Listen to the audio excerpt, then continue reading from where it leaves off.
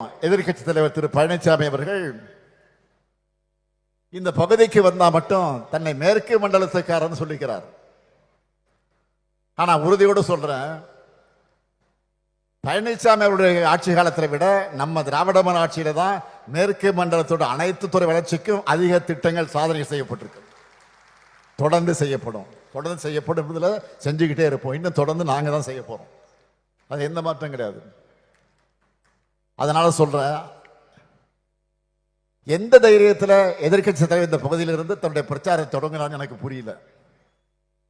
ஆனா நிச்சயமா சொல்றேன், அதிமுகவோட 2026 தேர்தல் தோல்வி இங்கிருந்து தான் தொடங்க போகுது.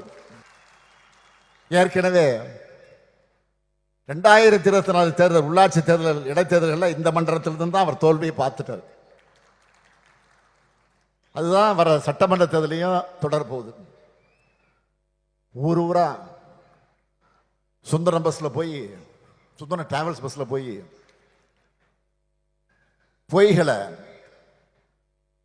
கத்தி கத்தி உறக்க பேசினா தன்னுடைய அலங்கோல ஆட்சியை மக்கள் மறந்துட்டு இவர் பேசுறதெல்லாம் நம்புவாங்கன்னு நினைச்சுட்டு இருக்காரு. ஆனா அவர் ஆசையில மண் விழுற மாதிரி உங்களுடன் ஸ்டாலின், நலங்காக்கும் ஸ்டாலின், நம்ம அரசோட திட்டங்கள் மக்கள்கிட்ட பெரிய இட்டாயிடுச்சு. அந்த வைத்தறிச்சல்ல தான் அரசியல் காழ்ப்புணர்ச்சியை தீர்த்துக்க நீதிமன்றத்தை நாடுறது தப்புன்னு சொன்னது மட்டும் இல்ல, நம்ம அரசுக்கு முன்னாள் அமைச்சர் சி.வி. சண்முகம் 10 லட்சம் ரூபாய் நன்கொடை தர மாதிரி மாண்புமை உச்ச நீதிமன்றம் ஃபைன் போட்டு அனுப்பிட்டாங்க. இது உங்களுக்கு அவமானமா இல்லையா? முதலமைச்சருங்கிற மக்கள் அளிச்ச பொறுப்புக்கு கூட மரியாதை தராம தரந்தாழ்ந்து என்ன ஒருமையில பேசிட்டு வர்றாரு. அதை பத்தி எல்லாம் நான் கவலைப்படல. இன்னும் பேசுங்க, இன்னும் இறங்கி பேசுங்க. நாங்க அதை பத்தி கவலையே படல. எங்க பணி மக்கள் பணி.